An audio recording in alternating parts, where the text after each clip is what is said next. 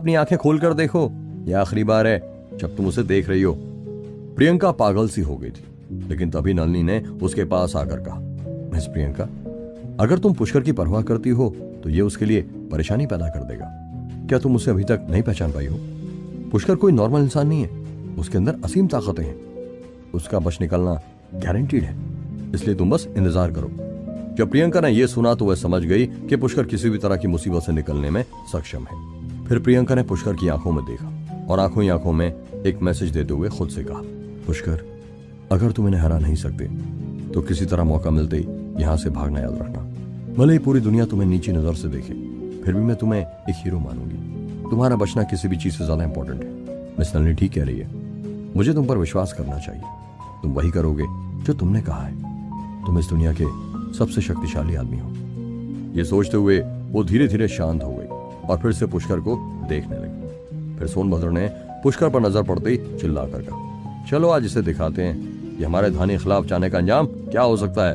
तभी पुष्कर ने भी चिल्लाते हुए कहा, मेरे पास ज्यादा समय नहीं है, जल्दी से आओ। सोनभद्र हंसते हुए चिल्लाया, हाँ बेटा, तुम बहुत जल्दी मरने वाले हो, फिर भी इतना घमंड कर रहे हो। मैंने अपनी जिंदगी में इतना बेवकूफ लड़का नहीं देखा।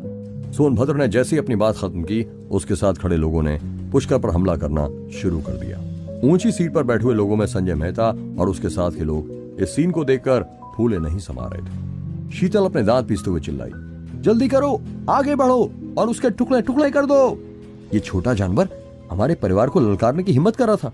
अब इसे पता लगेगा कि औकात से ज्यादा बोलना कितना हानिकारक हो सकता है। तभी जयशील गुस्से से चिल्लाया, कितना अपमानजनक और शर्मनाक है ये सब। तुम लोग इस खेल में हार चुके हो और अब अकेले लड़के पर हमला करके अपनी बहादुरी दिखा रहे हो। क्या तुम सच में सोचते हो कि तुम बहादुर हो? जयशील की बात सुनते सभी के सभी दंग रह गए और जो जहां था वहीं का वहीं रुक गया। वो सभी ये नहीं समझ पा रहे थे कि स्पेशल फोर्स की टीम जो अभी तक हाथ पर हाथ धरे बैठी थी, अचानक इस मामले में क्यों घुस रही है। संजय मेहता ने अचानक अपना सिर घुमाया और जयशील की तरफ देखा। फिर उसका चेहरा अचानक पीला पड़ गया और उसके हाथ थोड़े कांपने लगे। शीतल ने अपनी हथेली को जोर से मेज पर पटका। फिर वो अचानक खड़ी हो गई और जोर से बोली, जयशील, क्या आप अपनी स्पेशल फोर्स के बारे में बात कर रहे हैं? क्या आप लोग भी इस लड़ाई में कूदेंगे? आपने कहा था कि आप इस लड़ाई में इंटरफेयर नहीं करेंगे, लेकिन अब आप इस बदतमीज लड़के का साथ देना चाहते हैं। जयशील की आंखों में अचानक एक चमक उठी और उसने अपनी पिस्तौल निकाल ली। एक गोली की आवाज से शीतल लड़खड़ाते हुए जमीन पर गिर पड़ी। मैदान में मौजूद सभी लोग इधर उधर देखने लगे। वो सभी डर गए थे। तभी जयशील जोर से चिल्लाया, तुम हमारे चीफ इंस्ट्रक्टर का अपमान करने के बारे में सोच भी कैसे सकती हो? तभी आसपास खड़े स्पेशल फोर्स के लोगों ने अपनी बंदूकें निकाल ली और अचानक सारी बंदूकें शीतल पर तान दी गईं, जो जमीन पर कांपते हुए चुपचाप जयशील के आदेश का इंतजार कर रही थी। इस समय ऐसा लग रहा था मानो पूरा आयोजन स्थल ठहर गया। वहां पर स्पेशल फोर्स के हजारों सदस्य थे। वे न सिर्फ बंदूकें रखते थे, बल्कि वे जबरदस्त फाइटर्स भी थे। तभी संजय मेहता ने सिचुएशन को संभालते हुए धीमी आवाज में जयशील से कहा, मिस्टर जयशील, आप जिस स्पेशल फोर्स की बात कर रहे हैं उसका चीफ इंस्ट्रक्टर कौन है? अब सभी के दिमाग में यह सवाल तेजी से दौड़ने लगा था कि स्पेशल फोर्स टीम का चीफ इंस्ट्रक्टर कौन है। तभी जयशील ने नीचे गिरी हुई शीतल की ओर देखा और फिर जोर से कहा, हमारी स्पेशल फोर्स टीम का चीफ इंस्ट्रक्टर तुम सबके लिए बेहद डरावना सपना है। वो बहादुर और इतना शक्तिशाली है कि उसकी तुम कल्पना भी नहीं कर सकते। उसने ये लड़ाई पहले जीत ली है, लेकिन अब आप लोग अपनी घटिया चाल चल रहे हैं और उसे घेरना चाहते हैं। क्या इसके लिए आपने हमारी स्पेशल फोर्स से परमिशन ली है? इस समय एक अत्यंत चौंकाने वाला माहौल था। तभी सोनाली आगे बढ़ी और पुष्कर के सामने जाकर खड़ी हो गई। सोनाली अटेंशन की पोजीशन में पुष्कर के सामने जाकर खड़ी हो गई और जोर से सैल्यूट करने के बाद चिल्लाई, chief instructor please order. Pushkar ही इस स्पेशल फोर्स टीम का चीफ इंस्ट्रक्टर है। एक पल के लिए सभी के दिमाग सुन्न हो गए, जैसे बिजली गिर गई हो, और वे सभी पुष्कर को देखते रहे। पुष्कर जो कि केवल 17-18 साल का लड़का है, क्या वही स्पेशल फोर्स टीम का चीफ इंस्ट्रक्टर है? सभी के दिमाग में जोरों से सवाल गूंज रहा था, इम्पॉसिबल। शीतल जमीन से उठने ही वाली थी कि अचानक उसके पैर कमजोर पड़ गए। उसका शरीर कांप उठा और उसका चेहरा पीला पड़ गया। उसने मनी मन घबराते हुए सोचा, ये छोटा जानवर स्पेशल टीम का चीफ इंस्ट्रक्टर कैसे हो सकता है? अगर वो वास्तव में चीफ इंस्ट्रक्टर है तो उसे कैसे मारा जा सकता है? इम्पॉसिबल, उसे मरना ही होगा। वो चीफ इंस्ट्रक्टर नहीं हो सकता। अचानक शीतल का शरीर इतना कांप उठा कि वो लगभग फिर से गिर पड़ी। संजय मेहता जो उसके बगल में ही था, कुछ कदम पीछे हट गया। उसका चेहरा लाल था और उसकी आंखें पुष्कर पर टिकी थी। संजय मेहता ने तो पुष्कर को हमेशा ही कोई छोटा सा फाइटर समझा था, लेकिन वो अचानक इतनी जल्दी चीफ इंस्पेक्टर कैसे बन गया? आडंबर भी चौंकते हुए बुलबुलाया, पुष्कर वास्तव में चीफ इंस्पेक्टर है? आडंबर की जुबान के साथ साथ उसके हाथ भी कांप रहे थे, लेकिन उसके सामने जयशील और सोनाली की हरकतें सब कुछ साबित करने के लिए काफी थी। आडंबर को ऐसा लग रहा था जैसे उसने कोई खजाना खो दिया हो। आडंबर सोचने लगा, अब कोई सरप्राइज नहीं? हाँ, कितनी बड़ी समस्या है। तभी यह लड़का इतना कॉन्फिडेंटली किसी से भी टक्कर लेने के लिए और उन्हें हराने के लिए तैयार रहता है। तभी धनवंतरी आगे बढ़ी और उसने धीरे से प्रियंका का हाथ पकड़ लिया और एक उदास चेहरे के साथ कहा, प्रियंका मेरी प्यारी बेटी, तुम जानती हो कि तुम ही वो लड़की हो जो मुझे इस घर में सबसे ज्यादा प्यारी हो। तुम जानती हो ना, मैं तो बस तुम्हें ऐसे ही डांटती रहती हूँ क्योंकि ये जमाना बहुत बुरा है, इसलिए मैं तुम्हें हमेशा तुम्हारी भलाई के लिए ही डांटती हूँ। मुझे लगता है कि तुम और पुष्कर बहुत अच्छे हो और अब मैं तुम दोनों के साथ हूँ। प्रियंका बिना पलक झपकाए बस उसे देख रही थी। फिर अचानक ही प्रियंका ने धनवंतरी को देखा और गुस्से से कहा, तो क्या हुआ? अगर वो चीफ इंस्पेक्टर है, क्या अब संजय मेहता बुरा हो गया? ये मत सोचो, ये बहुत अच्छा है कि मेरा प्रेमी चीफ इंस्पेक्टर है। वो अभी भी संजय मेहता के लोगों के बीच घिरा हुआ है।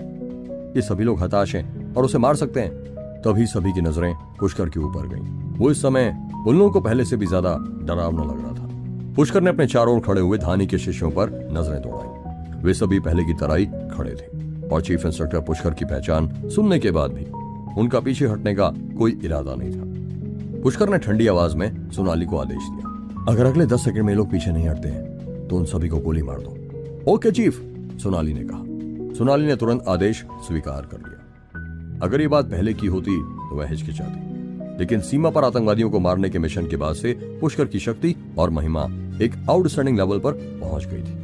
सोनाली ने जोर से आदेश दिया, स्पेशल फोर्स की टीम तैयार रहे। जो भी इस मैदान में मेरी काउंटिंग के बाद भी खड़ा रहेगा उसे बिना वार्निंग के गोली मार दी जाए। उल्टी गिनती 5 4 3। सोनाली की गिनती सुनते ही सभी लोग जो मैदान में खड़े होकर पुष्कर पर हमला करने की तैयारी कर रहे थे वो इधर उधर भागने लगे। कई शिष्य एक दूसरे से टकरा गए। सबके इधर उधर भागने से एक स्टैम्पेड हो गया। लोग एक दूसरे को पैरों तले कुचल रहे थे। वो सभी के सभी डरते हुए इधर उधर भाग रहे थे। केवल 3 सेकंड में ही मैदान खाली हो गया था। सभी लोग भाग गए थे। तभी पुष्कर ने चिल्लाते हुए संजय मेहता से कहा, क्या अब तुम मरने के लिए तैयार हो? संजय भी जोर से चिल्लाया, ठीक है, अब तुम मुझे ललकार ही रहे हो तो फिर मैं भी पीछे नहीं हटूंगा।